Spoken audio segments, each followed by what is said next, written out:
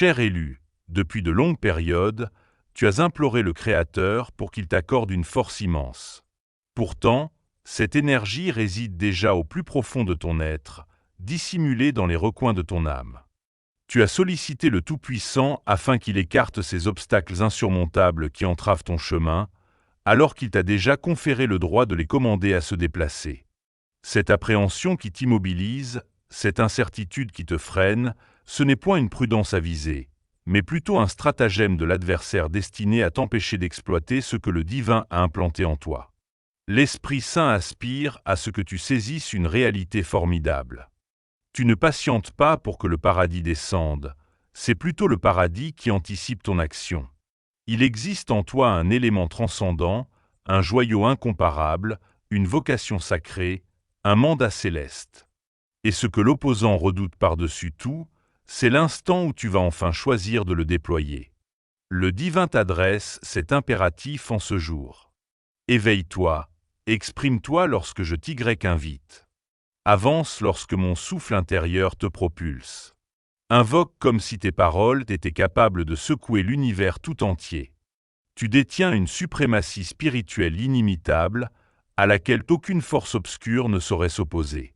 Cette flamme qui consume ton intérieur n'est pas là pour orner simplement. C'est un instrument de combat. Lorsque tu mobilises ce que le Créateur t'a octroyé, les barrières s'effondrent, les accès verrouillés s'entr'ouvrent d'eux-mêmes et l'ambiance environnante se transforme. Tu n'as jamais été un individu lambda.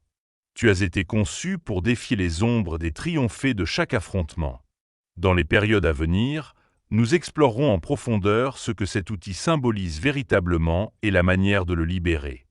Une fois que tu auras intégré cela, tu ne livreras plus jamais de lutte dépourvue de vigueur, car bien avant ton premier souffle sur cette planète, le Tout-Puissant t'avait déjà pourvu pour toutes les épreuves que tu allais affronter. Le passage d'Éphésiens au chapitre 2, verset 10, nous instruit en affirmant que nous sommes son chef-d'œuvre, façonné dans le Sauveur pour des actions vertueuses que le divin a préparées à l'avance afin que nous les accomplissions. Cela implique que chaque héritier du Créateur n'a pas été modelé uniquement pour subsister. Tu as été sculpté dans le but d'exécuter une tâche sacrée. Tu n'es pas venu au monde vulnérable et dénué. Tu as été armé par les cieux avant même de fouler le sol temporel. Le jour de ton arrivée n'était pas un simple événement commémoratif. C'était l'occasion où les sphères supérieures t'ont dépêché en opération sur le terrain de lutte terrestre. Tu as été doté de l'ensemble nécessaire pour remporter le succès. Tu transportes en toi des schémas célestes, des aptitudes, de la robustesse, de la domination, de la confiance inébranlable, de la persévérance. Tout cela a été intégré dans ton essence spirituelle par la main divine elle-même. Mais voilà le malheur. Nombre de combattants du Tout-Puissant ont effacé de leur mémoire qu'ils sont équipés. L'existence a une façon de somnoler ta vigilance. Les échecs peuvent étouffer ton cri de guerre. La souffrance peut te pousser à lâcher ton bouclier. Tu commences à te percevoir comme une proie, alors qu'en vérité, tu es un outil des cieux déambulant sous une apparence humaine. Chaque sélectionné doit redécouvrir l'arsenal sacré qui sommeille en lui. Cette énergie imperceptible que l'antagoniste appréhende plus que tout. Tu n'as jamais été convoqué pour lutter afin de perdurer. Tu as été forgé pour imposer le triomphe. Si le conflit est si virulent actuellement, c'est parce que tu portes une prédominance spirituelle qui effraie les abysses. Et lorsque tu comprends qui tu es authentiquement, tout ce qui t'opprimait jadis commencera à plier devant le Sauveur qui réside en toi. Héritier du Créateur, tu n'as pas été projeté sur cette planète pour te fondre dans la foule. Tu as été mandaté pour percer des brèches. Tu n'es pas insignifiant. Tu es un bien divin muni d'une ingénierie spirituelle destinée à désassembler les obscurités. Observe David. Avant même de saisir une lame, il détenait la conviction. Contemple Esther. Avant même d'approcher le souverain, elle abritait le bravoure en son sein. Examine Moïse, avant même de diviser les eaux écarlates, il incarnait la soumission. Le divin positionne toujours l'instrument à l'intérieur avant d'initier le choc à l'extérieur.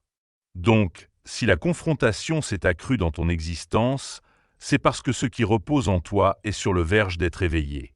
Ce n'est pas une ère pour battre en retraite, c'est une phase pour se remémorer. Les légions célestes identifient les leurs et toi, héritier élu, tu es outillé pour le succès. Les Écritures nous indiquent dans la seconde épître aux Corinthiens, chapitre 10, verset 4, que les outils avec lesquels nous nous engageons ne sont pas terrestres, mais ils sont efficaces par la grâce du Créateur pour abattre des bastions.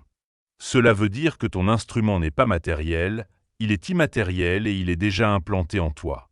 Le Tout-Puissant ne t'octroie pas le triomphe en te fournissant un élément neuf. Il t'accorde le triomphe en ravivant ce qui a été semé dans ton âme depuis l'origine. Dès l'instant de ta formation, les cieux t'ont pourvu d'instruments sacrés pour chaque épreuve que tu allais traverser. L'opposant cherche à te convaincre que tu es sans protection, mais la réalité est que tu abrites déjà tout le requis pour vaincre. Le mystère, ce n'est pas de solliciter davantage, c'est de mettre en marche ce que tu as déjà. Repense à David. Lorsqu'il s'est confronté au colosse Goliath, tous anticipaient qu'il endosse la panoplie de Saul. Mas David a decliné. Il a déclaré « Je ne peux pas m'engager avec ces équipements, car je ne les ai jamais éprouvés. » Cela est consigné dans le premier volume de Samuel, chapitre 17, verset 39. À la place, il a opté pour la fronde et les cailloux qu'il manipulait depuis toujours. La même paume qui avait terrassé le fauve et l'ursidé a employé cette fronde pour foudroyer un titan. Pourquoi ? Parce que David n'exigeait pas de nouveaux outils. Il requérait seulement la confiance pour actionner celui qu'il possédait déjà. Et c'est précisément ce que le Créateur te communique à présent. Le succès pour lequel tu invoques ne surgira pas d'un élément extérieur. Il jaillira d'un aspect intérieur. L'Esprit du Seigneur proclame « Cesse d'espérer une faveur inédite lorsque tu n'as pas encore mis en œuvre l'ancienne. Cesse de quémander une vigueur fraîche lorsque tu n'as pas exploité celle que je t'ai déjà attribuée. Cesse d'implorer un prodige lorsque j'ai déjà déposé un prodige en toi. Ton instrument, c'est éventuellement ton expression vocale. Deployez-la. Ton instrument, c'est éventuellement ton engagement dans l'invocation. Fortifie-le. Ton instrument, c'est éventuellement ta conviction. Éteins-la. Ton instrument, c'est éventuellement ta conformité. Éprouve-la car lorsque tu actionnes ce qui est en toi, l'inaccessible se matérialise. Moïse n'a pas scindé les eaux cramoisies grâce au sceptre dans sa poigne. Il l'a accompli parce qu'il a actionné sa conviction en se pliant à la directive divine. Étends ton bras sur les flots. C'est inscrit dans le récit de l'Exode, chapitre 14, verset 16. Ce sceptre est devenu un emblème de suprématie sacrée. Ce qui le rendait efficace, ce n'était pas la matière, c'était la conformité qui le parcourait. Héritier élu, il y a un élément que le Tout-Puissant a posé dans ta paume, dans ton âme, dans ton intellect. Il est temps de l'exploiter. Ne contemple pas ce que les autres détiennent. L'instrument que le divin a conçu pour toi est personnalisé. Les cieux ne reproduisent jamais les trajectoires. Tu ne peux pas actionner ce que tu ne discernes pas. La cause pour laquelle de nombreux fidèles demeurent inertes, ce n'est pas par absence de talent spirituel, c'est par déficit de perception spirituelle. Le volume d'Osée, chapitre 4, verset 6, énonce « Mon peuple périt faute de connaissance ». Avant que le Créateur ne t'actionne, il te secoue. Il illumine ce qui était occulté à l'intérieur, dévoilant des aptitudes, une vigueur et une onction que tu ignorais peut-être même exister. C'est ce que ce discours accomplit.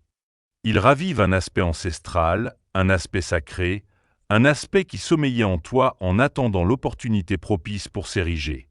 La découverte. Ce n'est pas le Tout-Puissant qui t'attribue abruptement une vigueur inédite. C'est lui qui dessie tes yeux pour que tu aperçoives la vigueur qui a perpétuellement résidé en toi. Te souviens-tu lorsque le messager céleste s'est manifesté à Gédéon ? Gédéon se dissimulait par crainte, se jugeant le plus insignifiant de son lignage, le plus fragile de son groupe, un individu inapte au conflit. Néanmoins, le messager l'a interpellé d'une façon qu'il ne se percevait pas encore. « Le Seigneur est avec toi, vaillant combattant. C'est dans le récit des Juges, chapitre 6, verset 12. Note cela.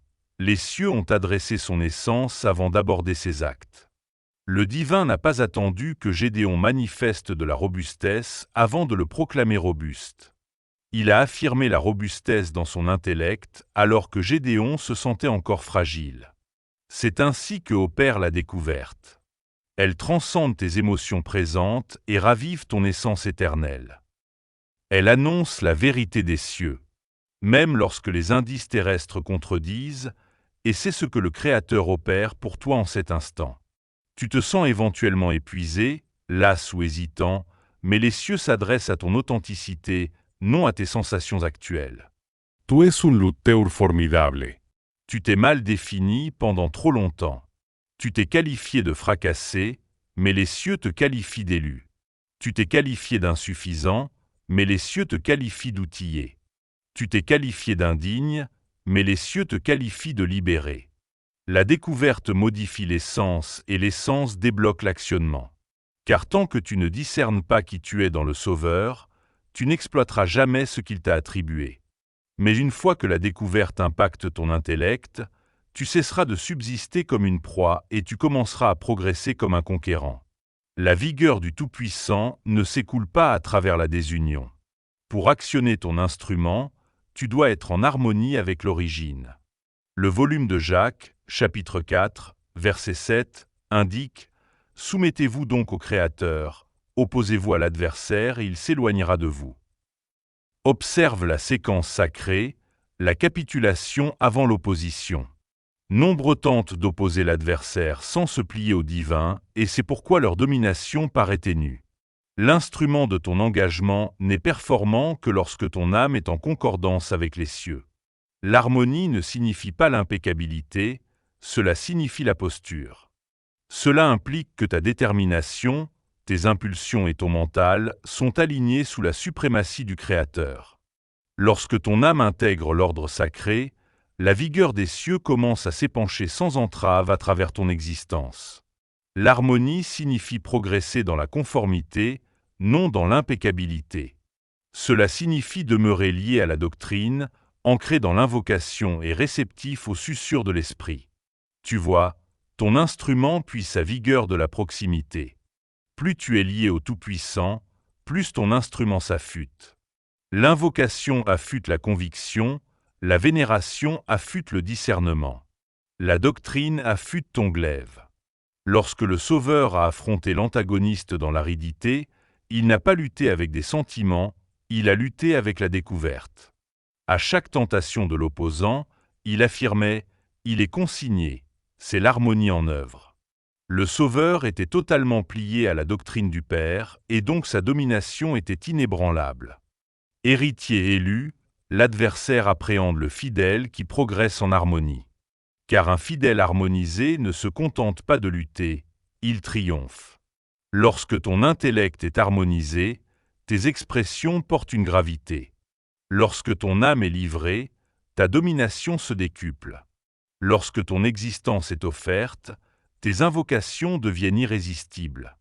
Ton instrument attend ta conformité. Le divin affirme « À l'instant où tu t'harmonises avec moi, je libère la vigueur à travers toi. » L'harmonie est le lien entre la découverte et la concrétisation. À l'instant où ton âme pulse au rythme des cieux, tout dans ton entourage commence à réagir à la directive sacrée. Les Écritures indiquent dans le recueil des Proverbes, chapitre 18, verset 21, « La mort et la vie sont au pouvoir de la langue. » Tes expressions ne sont pas vaines, ce sont des vecteurs de vigueur. À chaque fois que tu exprimes avec conviction, les cieux s'agitent. À chaque fois que tu affirmes la doctrine, les ombres reculent. Les engagements les plus formidables dans les textes sacrés ont été remportés avec des expressions. Lorsque le Sauveur a condamné l'arbre stérile, il s'est flétri par une seule phrase. Lorsqu'il a réprimandé l'ouragan, les bourrasques ont obéi à son commandement. Ta voix est ton activateur immatériel. Les cieux répondent lorsque tu affirmes la réalité avec confiance. C'est pourquoi l'opposant combat pour te museler. Car il sait qu'un fidèle muet est un fidèle terrassé. Ne minimise jamais la puissance de ton affirmation. Exprime la vitalité. Exprime la restauration, exprime le succès, exprime la trajectoire.